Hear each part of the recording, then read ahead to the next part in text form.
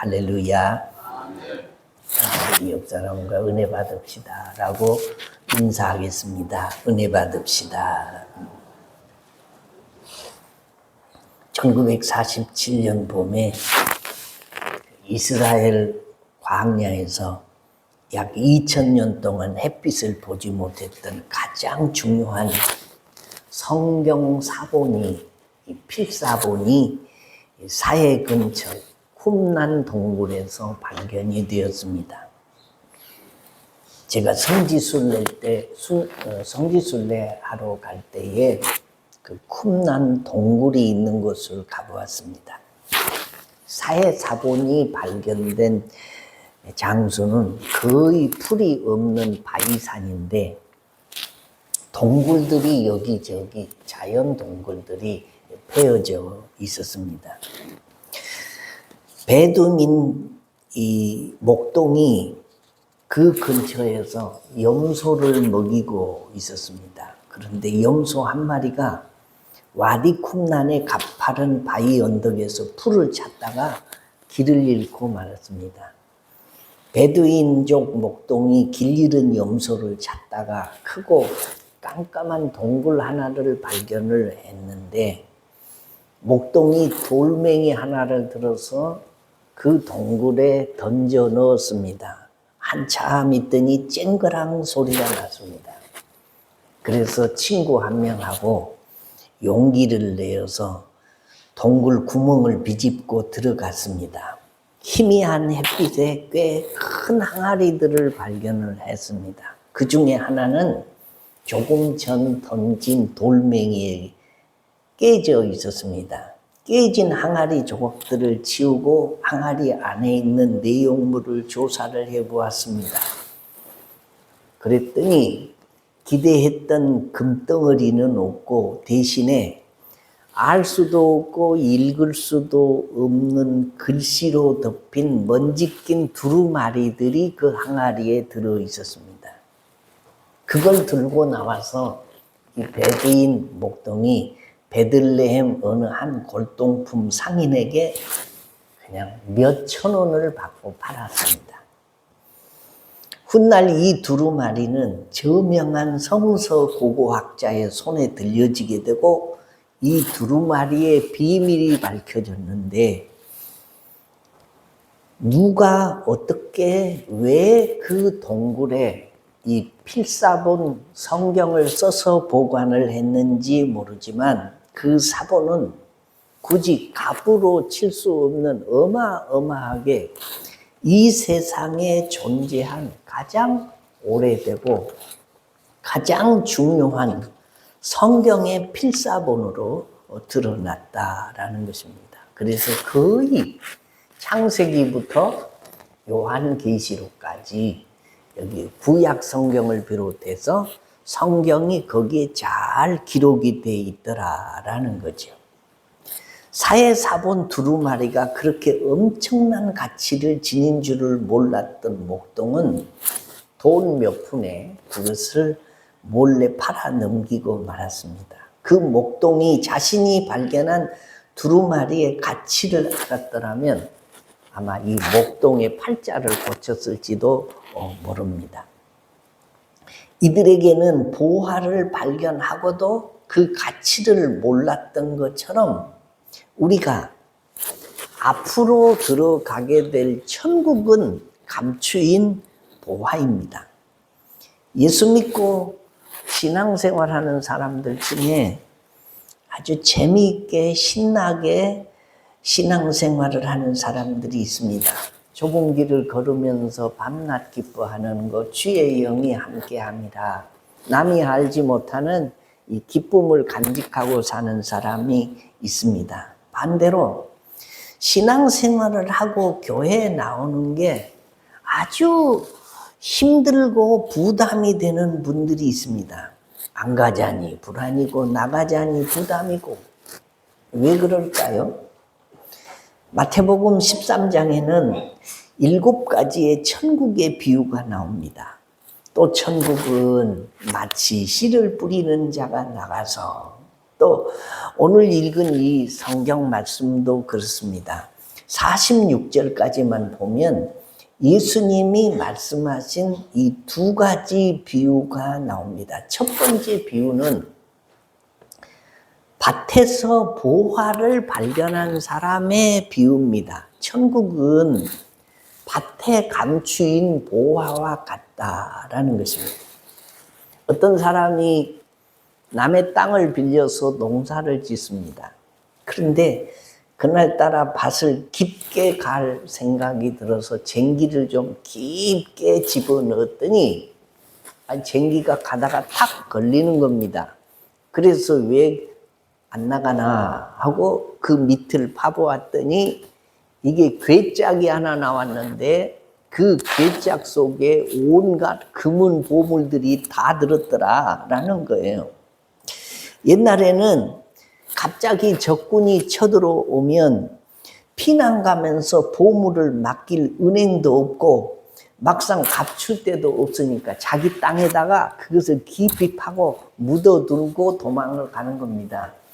그리고 어떤 사람은 전쟁 중에 죽어버린 사람도 있고 돌아오지 못한 사람도 있고 포로로 잡힌 사람도 있고 그래서 그 묻어놓은 보화가 그대로 땅속에 묻혀 있는 것입니다.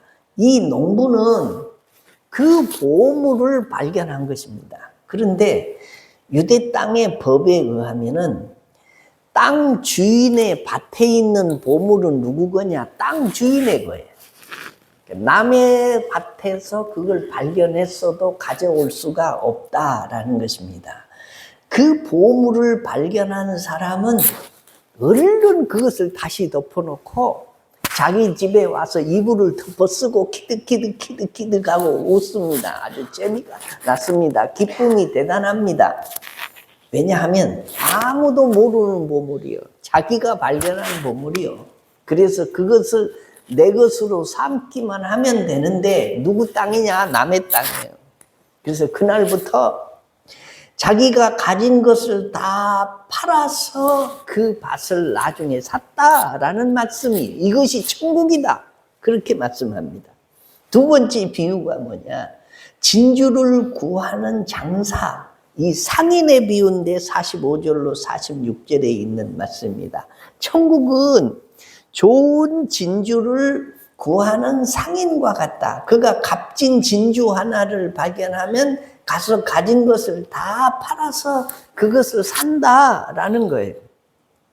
첫 비유에서는 우연히 보물을 발견했지만 두 번째 비유에서는 상인이 귀한 진주를 찾아서 헤맸다라는 거예요. 그러다가 너무 예쁘고 값진 진주를 발견하자 자기 집에 가서 가진 것을 다 팔아서 그것을 샀다는 얘기입니다. 이것이 천국이다라는 거예요. 세 번째 비유가 뭐냐? 천국에는 귀해서 버리면 안 되는 것이 있고 버려도 되는 것이 있다. 그물에서 고기를 잡았는데 버려야 할 고기가 있고 그것을 취해야 할 고기가 있다는. 천국에서는 값진 것이 있지만 천국에서는 값없는 것, 아무짝에도 쓸모없는 것도 있다라는 비유입니다. 이 세 가지 비유에서 이 그물 비유 말고 이 두 가지 비유에서는 세 가지 공통점이 발견됩니다. 첫째는 우연이든 찾아 헤맸든 아주 귀하고 값진 것을 발견했다는 것입니다. 두 번째로는 귀한 보물을 발견하고는 자기가 가진 것을 다 정리하고 투자해서 그것을 자기 것으로 만들었다라는 거예요. 샀다는 겁니다. 그리고 세 번째로는 이 귀한 보물을 소유한 다음에는 기뻐했다는 겁니다. 처음 비유에서는 기뻐하면서 집에 돌아갔다라는 말이 나오지만 두 번째 비유에서는 그런 말이 안 나온다고 가진 것을 다 팔아서 귀한 진주를 사고는 슬퍼했다 그런 말도 안 나옵니다. 그러니까 어쨌든 그 귀한 것들을 자기 것으로 삼고는 당연히 기뻐했다라는 거죠. 자, 보화를 발견한 사람은 처음 모습은 굉장히 기뻐했다는 거예요. 값진 보화가 밭에 감추어 있으리라고는 상상조차 못했기 때문이고 이런 보화가 다른 사람의 눈에 띄지 않고 자기 눈에 띄었다는 것이 기쁜 일이다. 세 번째로는 이 보화가 값으로 계산할 수 없을 정도로 고가의 진귀한 보화이기 때문입니다. 예수님이 이 두 비유와 그물 비유를 말씀하시면서 천국은 하늘나라는 새하늘과 새 땅은 하나님의 나라는 이와 같다라고 말해요. 구원은 이런 것이다. 거듭남과 중생은 이런 것이다. 천국을 마음에 간직하고 사는 사람은 44절 이를 발견한 후 숨겨두고 기뻐하여 돌아가서 라고. 천국을 소유한 사람은 하나님의 나라에 들어갈 것을 확실히 믿는 사람은 구원의 확신이 있는 사람은 거듭남과 중생이 있는 사람의 첫 번째 특징이 뭐냐? 기쁨이 있다. 믿으시면 아멘.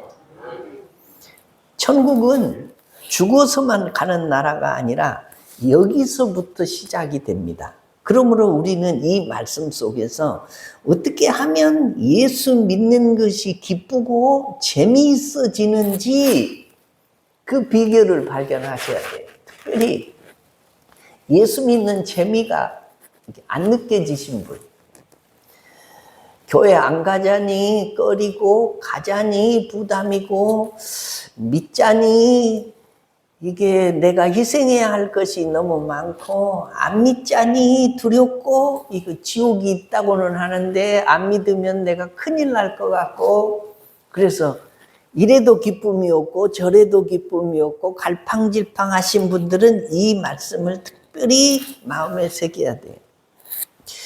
신앙생활에 기쁨이 없는 사람들이 잘 몰라서 그렇습니다. 주일이 기다려지지 않고 예배의 설렘이 없고 기대가 없다는 것은 천국이 그 마음에 없어서 그럴 확률이 많습니다. 예수 믿는 게 얼마나 귀한지를 알면 그냥 예수 믿는다는 것 자체가 너무 좋고 너무나도 재미나고 너무나도 흥분되고 하는 일인데 그걸 잘 몰라요. 왜 이런 재미가 있느냐? 첫째는 예수님이 길이시기 때문입니다. 요한복음 14장 6절에 같이 한번 읽어볼까요? 시작. 나는 길이요 진리요 생명이니 나로 말미암지 않고는 아버지께로 올 자가 없느니라. 세상에 태어나서 가장 큰 축복은 하나님을 만나는 일이고 두 번째 축복은 사람을 잘 만나는 축복입니다. 동의하시면 아멘. 하나님을 만나고 천국의 주인이신 하나님의 인도를 받으려면 먼저 예수님을 만나야 돼요. 예수를 믿어야 됩니다. 예수님의 말씀에 순종해야 됩니다. 예수님이 나와 주님이 나의 주인님이 되어야 됩니다. 그 주님과 동행해야 됩니다. 아프리카의 콩고에서 사역하던 스티븐슨 선교사의 전기 가운데 이런 이야기가 있습니다. 스티븐 선교사는 콩고의 그 정글 한복판에다가 조그마한 오두막집을 짓고 살면서 지나가는 사람들에게 복음을 전했는데 어느 날 천둥 번개를 동반한 폭풍우가 치던 날 백인 청년 두 사람이 이 선교사의 오두막집을 찾아왔습니다. 비바람 속에서 길을 잃어버리고 헤매이다가 겨우 이곳에 찾아왔는데 저희들은 진스강을 찾아가야 됩니다. 그런데 그 강으로 가는 길을 도무지 알 수가 없습니다. 그 길을 가르쳐 주십시오. 그랬더니 이 선교사가 유감스럽게도 이 정글에는 길이 없습니다. 그러면 어떻게 해야 됩니까? 우리는 그 진스강에 꼭 도착해야 합니다. 방향이라도 좀 가르쳐 주십시오.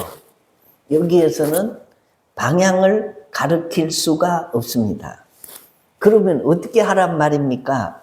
그러자 이 스티븐 선교사가 빙그레 웃으면서 이렇게 말했습니다.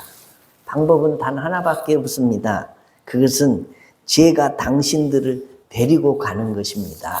라고 대답했습니다.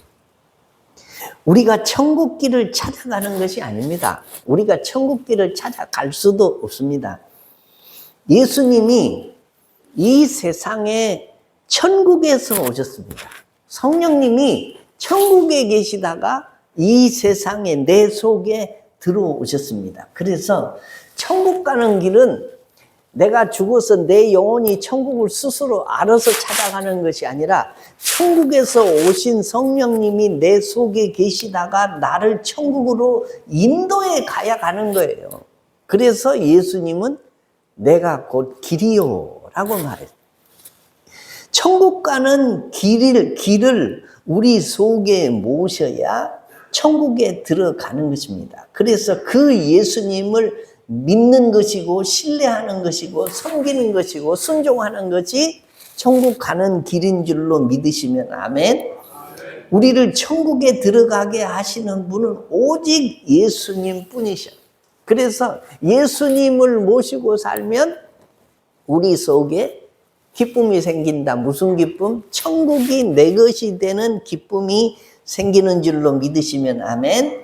두 번째, 예수님이 길이요 진리요 생명이다 라고 말씀하셨는데 예수님이 우리의 도우심이시기 때문입니다. 이 세상에 하나님의 도우심이 필요 없는 사람은 아무도 없습니다. 우리가 예수 믿는 이유는 구원을 얻기 위해서 예수를 믿지만 잠시 잠깐 살다가 사는 세상살이에도 하나님의 도우심이 절대적으로 필요하기 때문입니다. 하나님의 축복을 그만 받아도 되는 사람이 있으면 손 한번 들어보세요. 나는 하나님의 축복이 필요 없습니다. 나는 그만 받아도 됩니다 하신 분. 저는 하나님의 축복을 더 받아야 돼요. 하나님의 축복이 없이는 하루도 살 수가 없습니다. 그래서 은혜 아니면 살아갈 수 없네. 호흡마저도 다 주의 것이니 하루를 살아도 하나님의 은혜가 필요하고 한 시간을 살아도 하나님의 도우심이 필요합니다. 이 복잡하다는 세상에서 하나님의 도우심이 없이는 살 수가 없는 사람이에요. 그래서 우리는 하나님의 도우심을 필요로 하는 사람들입니다. 그제 장례를 치렀습니다. 우리 교회장으로 안 하고 가족장으로 했기 때문에 우리가 조문만 갔는데 김남철 집사님인데 아내에게 그러셨대요. 89세인데 나는 10년은 더 살 것이다. 늘 그렇게 말씀하셨대요.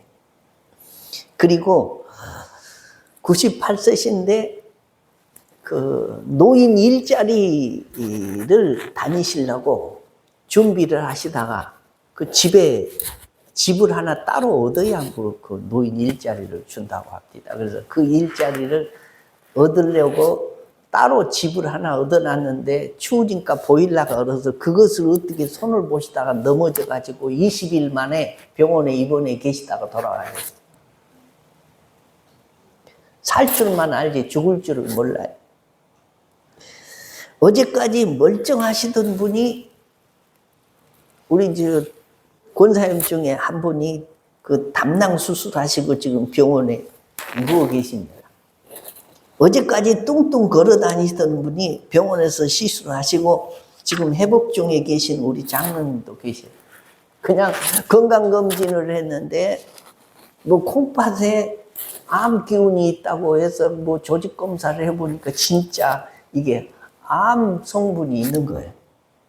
그래서 또 수술을 했습니다. 아직도 못 나오세요. 이제 다음 주일에는 오신다.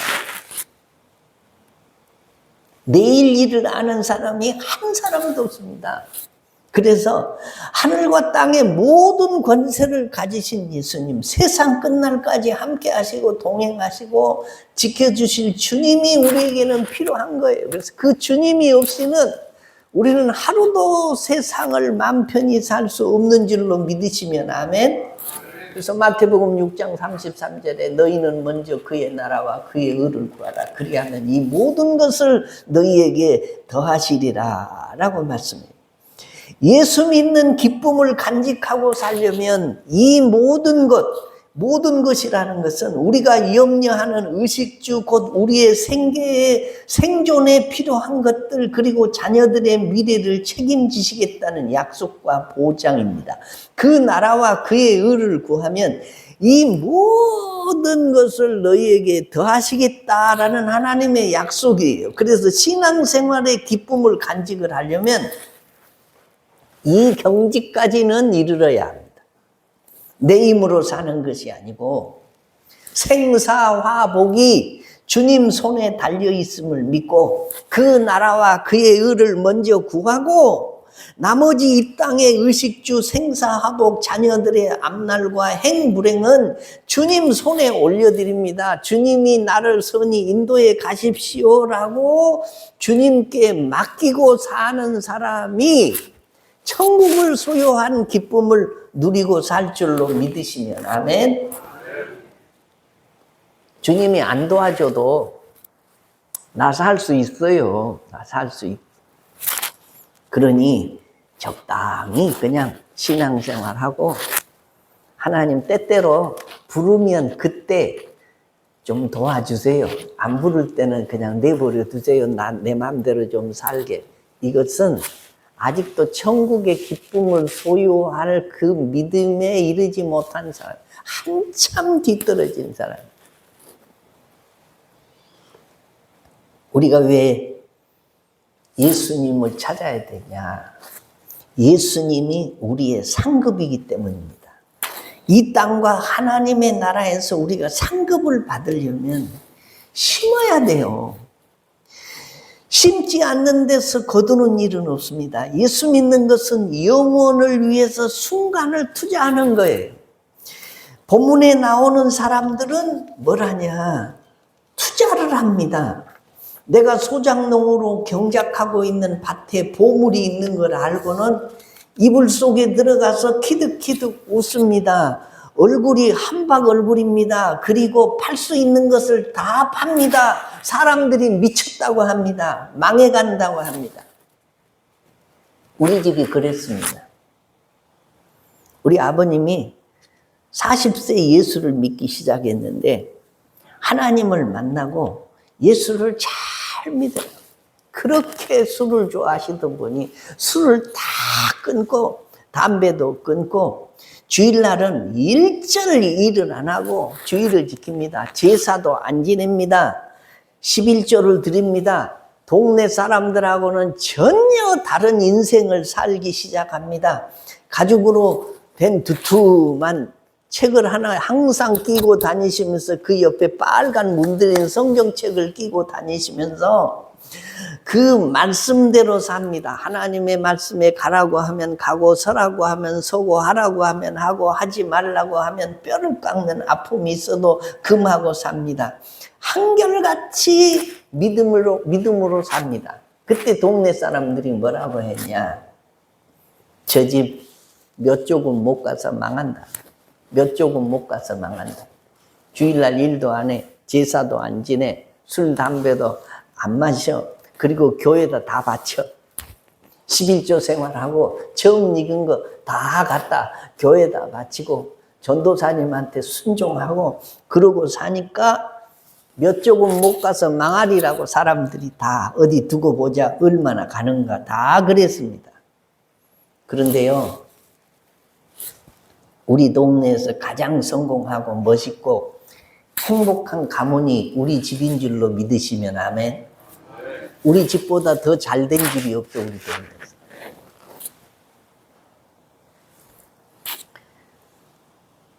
그보다 덜 값진 것들, 보화를 발견한 사람은 보화보다 덜 값진 것들을 팔아서 그 보화를 살 자금을 마련하는 것입니다.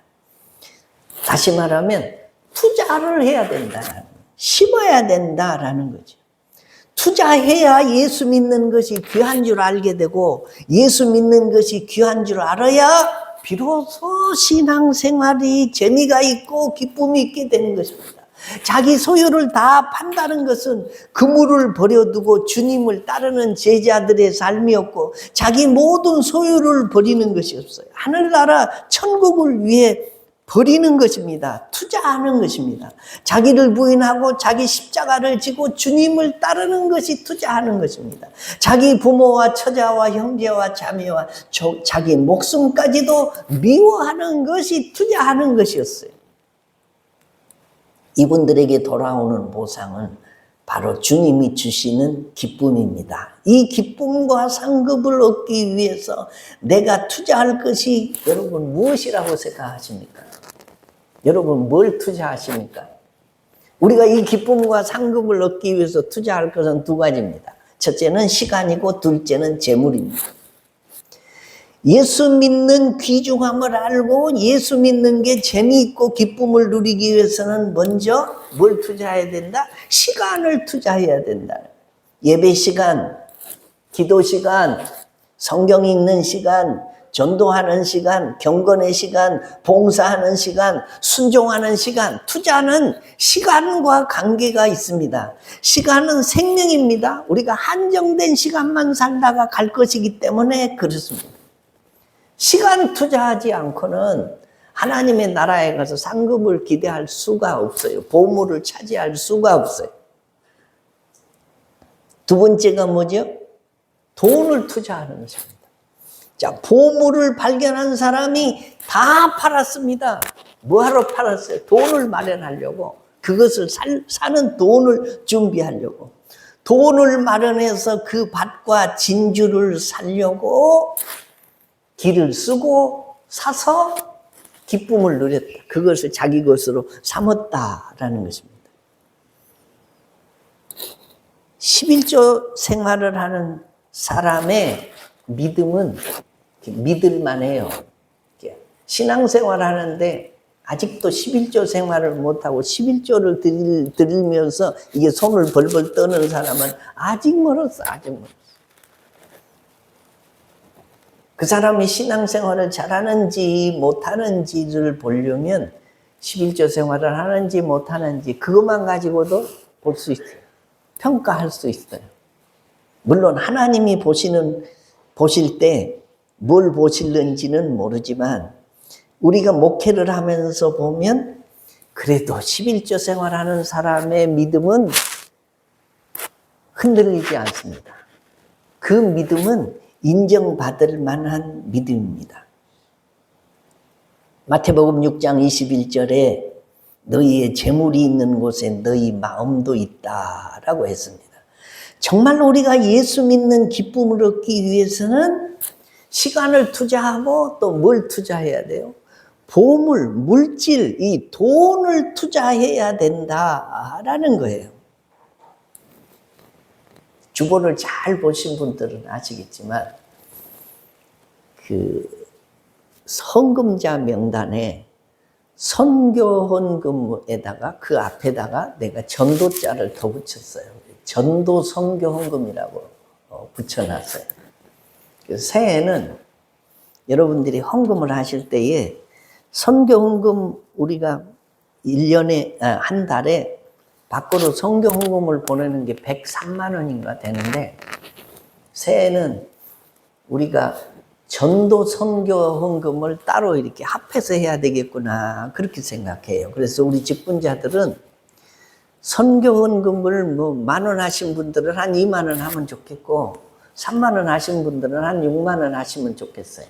그래서 전도하고 국내 선교하고 국외 선교를 좀 더 중점적으로 해야 되겠다. 영혼 구원하는 일에 우리가 힘써야 되겠다라고 제가 전도 선교라고 써놨습니다. 우리가 헌금을 할 때에 고린도후서 9장 7절에 있는 대로 각각 그 마음에 정한 대로 할 것이요 인색함으로나 억지로 하지 말지니 하나님은 즐겨내는 자를 사랑하시느니라. 헌금은 억지로 하는 게 아닙니다. 그냥 내 마음에 정한 대로 성령이 인도하는 대로 성령이 이끄심을 받아서 감사하는 마음으로 즐거운 마음으로 하는 거예요.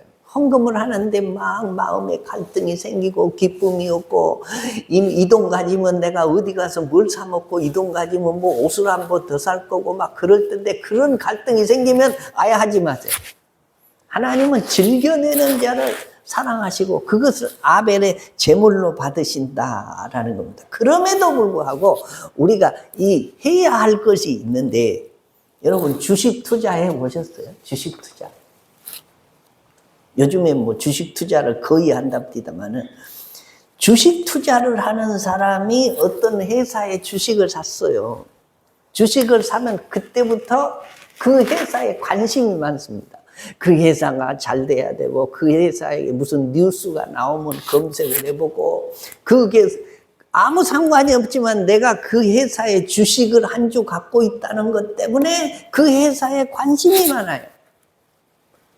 그런데 주식을 안 갖고 있는 사람은 그 회사가 난리를 치든지 무슨 뉴스가 나오든지 아무 관심이 없습니다. 마찬가지입니다. 하나님 앞에 우리가 물질을 드리면요, 네 보물이 있는 곳에 네 마음이 있다고 하나님 앞에 예물을 드리면 천국에 관심이 있습니다. 하나님께 관심이 있습니다. 교회에 관심이 있습니다. 그런데 하나님 앞에 물질을 안 드리는 사람은 관심이 없어요. 전혀. 왜요? 거기에 내 보물이 투자되어 있지 않기 때문에 그렇다라는 거예요. 사랑하는 성도 여러분, 예수 믿는 기쁨이 있으신 분은 아멘? 감사합니다. 우리 속에는 당연히 예수 믿는 기쁨이 있어야 됩니다. 그러나 예수 믿는 기쁨이 아직 덜한 분이 있거든. 왜 내가 예수 믿는 기쁨이 이렇게 없을까? 두 가지 때문에 그렇습니다. 첫째는 시간을 투자를 안 하기 때문에. 두 번째로는 예수를 믿는데 재물을 투자하지 않기 때문에 그렇습니다. 예배 시간 투자해야 됩니다. 기도하는 시간 투자해야 됩니다. 이게 다 투자다라는 거죠. 말씀을 읽는 시간 투자해야 됩니다. 전도하는 시간, 순종하는 시간, 묵상하는 시간 투자해야 돼요. 시간을 투자해야 예수 믿는 기쁨이 생깁니다. 그 다음에 물질을 투자해야 기쁨이 생기는 거예요. 거기에 관심이 생기고 그 일에 대해서 내가 항상 마음을 그쪽에 두고 산다라는 것입니다. 오늘의 비유처럼 자기 소유를 몽땅 팔아서라도 살만한 감추인 보화가 천국이고 예수 그리스도이십니다. 믿으시면 아멘. 감추인 보화를 발견한 사람은 그냥 있을 수 없습니다. 마음에 희락이 있습니다. 팔게 되어 있고 하게 되어 있습니다. 드리고 봉사하고 헌신하게 되어 있습니다. 새해는 여러분이 복권에 당첨된 사람들이 아니라 보화를 발견하고 그것을 내 걸 삼으려고 힘쓰고 애쓰는 중에 뭐가 있다? 마음의 기쁨이 있다. 그것을 발견하고 자기 집에 돌아가서 이불을 뒤집어 쓰고 누구 알까 봐서 키득키득하고 밤새 기쁘고 그러다가 다 팔아서 결국은 그것을 샀다. 이게 천국이라는 거예요. 이게 구원이고요. 이게 하나님의 나라를 소유한 사람들의 심령이고요.